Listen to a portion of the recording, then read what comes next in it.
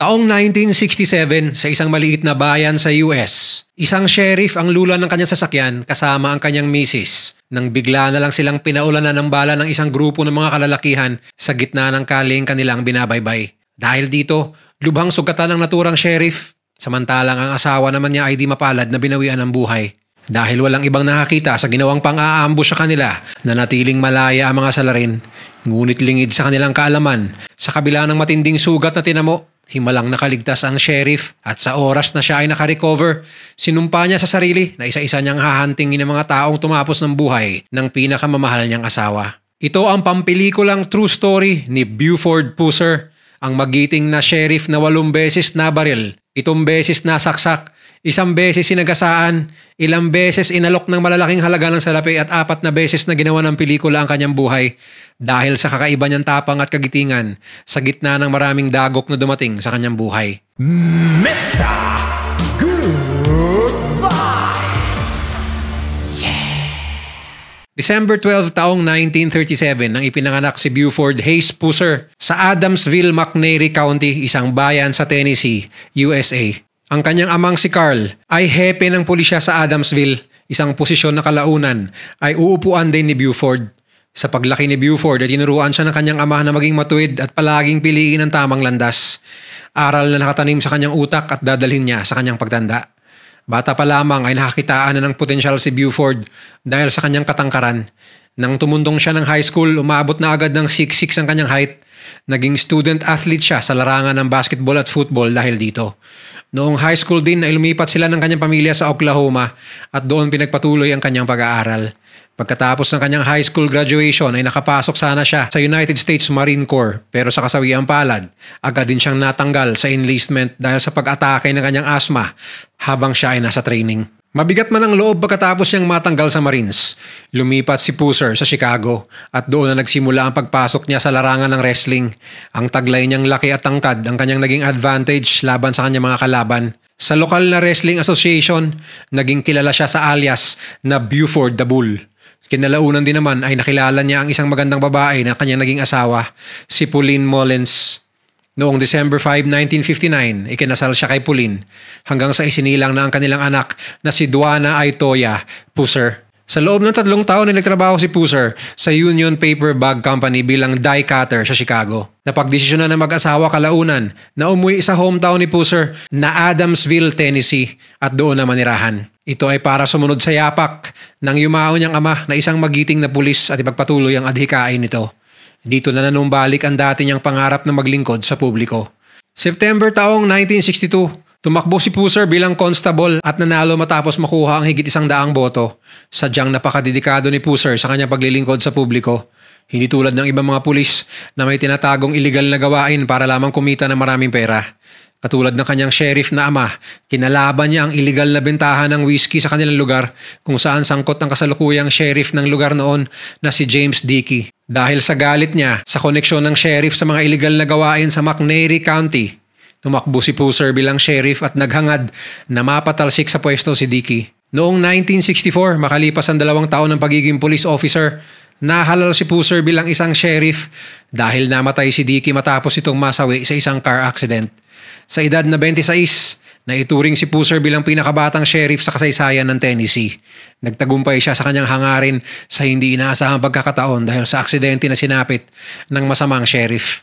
Kahit bilang isang batang sheriff, sobrang desidido si Pusser na pagsasakatuparan ng batas at sa pagprotekta sa kanyang komunidad. Napakatibay ng moral niya at walang kapantay ang kanyang dedikasyon sa layunin na maitama ang mga maling gawain sa McNairy County. Sinimula ni Pusser ang kanyang kampanya laban sa talamak na kaso ng krimen sa kanilang lugar tulad ng mga iligal na bentahan ng alak, pagsasagawa ng sugal, prostitusyon at murder. Kakaupo pa lang niya sa posisyon ay agad na niyang tinugis ang 2 grupo na dating ang kinasangkutan ng namayapang sheriff. Ang moonshining ring na pinamumunuan ng Dixie Mafia at State Line Mob. Ang Dixie Mafia ay nakabase sa Biloxi, Mississippi. Kilala ito bilang organisasyon na binubuo ng mga kriminal na taga-South. Nag-ooperate ang mga ito sa maraming states sa buong Amerika.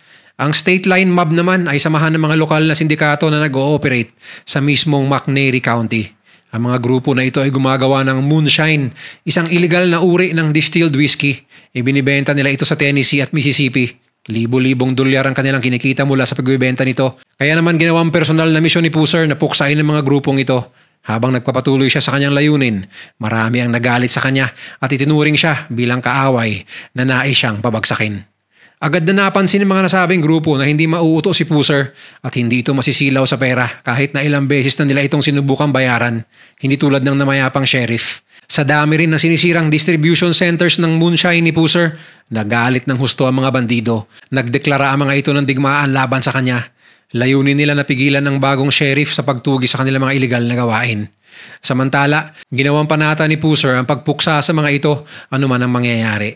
Dito na nagsimula ang one-man war ni Pusser laban sa mga kriminal na tila sa mga pelikula lamang nangyayari. Taong 1964, sinugod si Pusser ng mga miyembro ng grupo na State Line Mob. Sinubukan nilang pigilan ang bagong sheriff na isara ang kanilang operasyon dahil malaki siyang threat sa kanilang illegal na negosyo. Sa kanilang pag-atake, tinagaan nila si Pusser ng 7 beses at matapos makitang duguan at nanghihina ito, iniwan na lang nila ang sheriff ng basta-basta upang maubusan ng dugo at mamatay na mag-isa. Gayunpaman, mukhang hindi sila nagtagumpay sa planong pagpatay sa sheriff dahil siya ay nakaligtas matapos magtamo na sang katutak na injury sa katawan. At ngayon, ang kanyang misyon na pugsahin ng grupong ito ay naging isang personal na paghihigante. Nag-aalab ang galit ni Pusser dahil sa kanyang sinapit. Gagawin niya ang lahat para makaganti sa grupong ito at uubusin ang lahat ng membro nila hanggang sa wala nang matitira at wala na ring mag-ooperate ng illegal nilang mga gawain. Matapos makarecover sa nangyari, walang sinayang na oras at sumalakay muli si Pusser. Sa pagkakataong ito, inisa-isa niya sila sa loob ng 1 taon. Dahan-dahan niya silang nilikom na parang mga galang aso na binitbit sa kulungan. At matapos ang 1 taon, umabot sa 42 membro ng State Line Mob ang kanyang inaresto at 75 mga tagagawa ng moonshine ang kanyang napakulong. Pagsapit ng taong 1965 ay umabot na sa 87 na iligal na paggawaan ng whiskey ang naipasara ni Pusser. Isang indikasyon na talagang epektibo ang kanyang pamamaraan sa pagtuligsa ng iligal na distribusyon at paggawa ng alak at iba pang uri ng iligal na gawain at mga krimen sa McNairy County. At dahil sa tagumpay niyang pagsupil sa mga masasamang tao at negosyo sa kanyang sinasakupang lugar, naging mainit ang mga mata lalo ng mga bandido sa kanya. At dito mas dumami ang pagtatangka sa kanyang buhay. Noong Pebrero 1966, si Pusser ay nag-iimbestiga ng isang lokal na bar na kilala bilang Shamrock dahil sa natanggap niyang reklamo na pagnanakaw. Habang nasa gitna ng imbestigasyon, sa di malinaw na dahilan ay biglaan na lamang siyang pinagbababaril ng isang babaeng nagngangalang Louise Hatchcock. Pinaulanan siya nito ng bala gamit ang caliber 38 na baril. Ito ang nag-udyok kay Pusser na magpaputok din laban kay Hatchcock para ipagtanggol ang sarili. Bagamat nasugatan, napatay niya ang babaeng yon. Ngunit ang pagpatay niya pala dito ay tila maging mitsa sa sunod-sunod na dagok na kakaharapin ni Buford. Pagsapit ng Enero 1967, 3 beses siyang binaril ng isang di kilalang gunman. Sa kabila ng mga pamamaril ay nananatiling buhay pa rin si Pusser. 3 taon pa lang mula nung umupo si Pusser bilang sheriff ay ilang beses na itong pinagtangka ang patayin ng mga bandido dahil paunti-unti na niya silang nauubos at hindi nila maituloy-tuloy ang mga illegal na produksyon ng moonshine. Sa loob ng 3 taon na yon, 8 beses siyang nabaril, 7 beses tinaga at sinugod ng 6 na lalaki ng sabay-sabay kung saan 3 sa mga ito ay napunta sa bilangguan. Samantalang 3 naman ay napunta sa ospital. 1 beses naman siyang sinagasaan ng kotse habang naglalakad sa kalsada, ngunit siya ay buhay pa rin. Pero sa kabila ng kanyang mga tagumpay upang masupil ang mga masasamang gawain sa kanyang sinasakupan, isang insidente ang hindi inaasahang darating sa buhay ni Buford Pusser na magpapaguho sa kanyang mundo. 7 buwan pa lamang matapos ang pamamaril na naman ng hindi kilalang gunman noong January taong 1967 ay kakaharapin ni Buford ang pinakamatinding hamon sa kanyang buhay. Nasa bandang 4:30 na madaling araw noong August 12, 1967 nang makatanggap si Pusser ng tawag sa telepono. Ayon dito ay may gulo di umano sa isang lugar kaya dali-dali siyang bumangon at naghanda ng sarili. Paalis na sana siya sa kanilang bahay nang nag-insist ang asawa niyang si Pauline na sumama sa kanya. Hindi na sila nagtalo pa at sumama na nga ang asawa. Habang papalapit sila sa lugar ng kaguluhan sakay ng kotse, biglang lumapit ang isang sasakyan sa kanilang tabi. At sa isang iglap, biglang ratrat ng mga matataas na kalibre ng baril ang sumalubong sa mag-asawa. Naging mabilis sa mga pangyayari, hindi tinamaan si Pusser sa mga unang putok, ngunit sa kasawiang palad. Nabaril naman si Pauline sa ulo. Dali-daling bumaba si Pusser sa sasakyan at sinusubukang iligaw ang mga umatake sa kanila. Nang sa tingin niya ay nawala na ang mga ito, Agad niyang binalikan si Pauline at sinubukang gamutin ang mga sugat na natamo nito. Ngunit muling lumitaw ang isa pang sasakyan at muli silang pinaulanan ng mga bala. Ang pangalawang putok ay tumama uli sa ulo ni Pauline na kanya nang ikinamatay. At sa pagkakataong ito, natamaan na rin si Pusser sa kanyang panga. Hindi niya naisip na ambush pala ang sasapitin nilang mag-asawa at ang tawag pala na kanilang natanggap ay isang patibong lamang. 18 araw naka-confine si Pusser sa ospital at nakailang salang pa sa operasyon bago naayos ang kanyang panga at tuluyang nakarecover sa nangyari. Ngunit ang pagkamatay ng kanyang pinakamamahal na asawa ay hindi naging dahilan ni Pusser para panghinaan ng loob. Bagkus, mas nanaig ang kanyang mithiin na bigyan ng hustisya ang kanyang pagkamatay. Mas nag-alab ang kanyang damdamin na singilin ng mga taong kumitil sa buhay ng kanyang misis. Naniniwala si Pusser na ang pag-atake sa kanila ay related sa pagpatay niya kay Louise Hathcock, ang babaeng bumaril sa kanya sa Shamrock Bar na napag-alaman niyang asawa pala ng leader ng Dixie Mafia na si Kirksey Nix. At simula nun ay isa-isa nang tumumba ang mga tauhan ni Nix na walang nakakaalam kung sino ang may kagagawan. Ngunit marami ang naniniwala na inisa-isa ito ni Buford Pusser bilang ganti. Pero wala naman silang patunay na si Pusser nga ang may kagagawan sa pagkamatay ng mga ito. Unang napaslang ay ang hitman mismo sa insidente na nagngangalang Carl Towhead White. Siya ay pinaulanan ng bala ng ilang mga hitmen na ang duda ng marami ay binayaran ni Pusser upang siya ay patumba.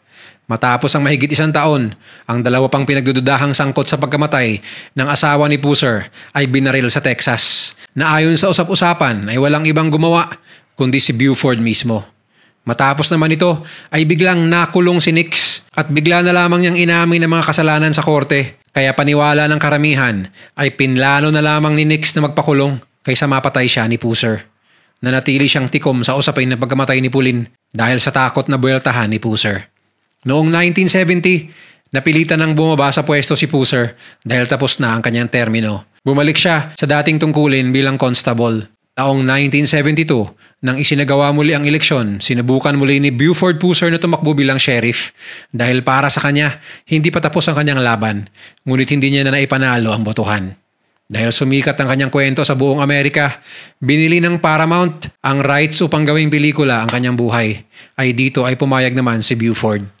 Taong 1973 ay inilabas sa sinehan ng pelikulang pinamagatang Walking Tall base sa kanyang buhay. Dito ay mas lalong pinag-usapan maging sa ibang bansa ang kanyang naging katapangan at kabayanihan. Ngunit isang araw noong 1974, habang nasa daan matapos ang isang meeting upang makipag-negotiate sa Paramount para sa sequel ng movie ng Walking Tall, nahulog ang kanyang minamanehong Corvette sa isang embankment dahil sa mabilis di umano nitong pagpapatakbo at mabilis na nag-apoy ang kotse nito. Sa kasamaang palad, dito na magtatapos ang pakikipaglaban ni Pusser. Hindi siya nakaligtas sa aksidente. Sa edad na 36-year-old lamang, binawian ng buhay ang dating magiting na sheriff. Maraming tanong ang nabuo sa isipan ng mga tao. Ang kanya bang pagkamatay ay tunay na aksidente o may mga tao sa likod nito na sinadya siyang patayin? Ang lokal na spekulasyon ukol sa sanhi ng pagkamatay ng hepe ay nagsasabi na di umano may sabotaheng naganap sa manabela at sa mga tie rod ng sasakyan na ginamit ni Pusser. Ang isa pang nagdagdag sa suspetsya ng mga tao ay ang state trooper o ang pulis na rumisponde at naging in charge sa aksidente ni Pusser na si Paul Irvin ay bigla na lamang na-promote bilang sheriff ng McNairy County. Ayon kay Irvin, ang pagkamatay ni Pusser ay dulot ng pagmamaneho nito ng lasing habang hindi suot ang seatbelt. Gayunpaman, naniniwala ang ina at anak ni Pusser na siya ay pinapatay at hindi lamang ito isang natural na aksidente. Dagdag pa ng anak nito na ilang sandali matapos ang pagkahulog ng kanyang ama sa embankment ay pumunta agad siya sa lugar kung saan ito ginanap. Katakatakang walang otopsiya ang isinagawa sa katawan ng kanyang ama kaya mas lalo siyang naniniwala na pilit itong tinatago ng mga opisyal. Ginanap ang huling pamamaalam sa mga labi ni Pusser sa Adamsville Church of Christ sa Tennessee. Kinilala siya doon bilang isang huwarang sheriff na maraming nagawang maganda. Isang matapang na bayaning pumuksa sa mga iligal at maling pamamalakad sa kanilang bayan at matuwid na taong may angking moral na hindi mababayaran ang anumang halaga ng salapi. Matapos ang kanyang kamatayan, ng mga miyembro ng komunidad ay ginawang museo ang bahay ni Pusser upang alalahanin ang kagitingan ng isa sa pinakamatapang at mahusay na sheriff sa kanilang lugar. Maging ang gilid ng kalsada kung saan siya ay naaksidente ay ginawa nila ng struktura bilang palatandaan na dito siya namatay at patuloy itong dinadalaw ng mga tagahanga niya hanggang ngayon mula sa iba't ibang panig ng mundo. Si Buford Pusser ay tinampok bilang bayani sa iba't ibang uri ng media. Ilang libro at mga documentaries ang naisulat tungkol sa kanya. Maaga mang nilisan ang mundo sa edad na 36 years old. Nag-iwan naman si Puser ng alamat na kailanman hindi malilimutan ng lahat. Matapos siyang lumisan ay tuloy pa rin ang pagpapalabas sa part 2 ng pelikulang Walking Tall na hango sa kanyang buhay noong 1975. Nasundan pa ito ng part 3 na pinalabas noong 1977 at ang pinaka-latest version nito ay noong 2004 na pinagbidahan ni Dwayne The Rock Johnson. Kung nag-enjoy ka sa video na ito, i-share mo naman sa iba at mag-subscribe ka na rin. Huwag kalimutang panoorin yung mga videos na nasa kanan para lalo pang maubos ang oras mo.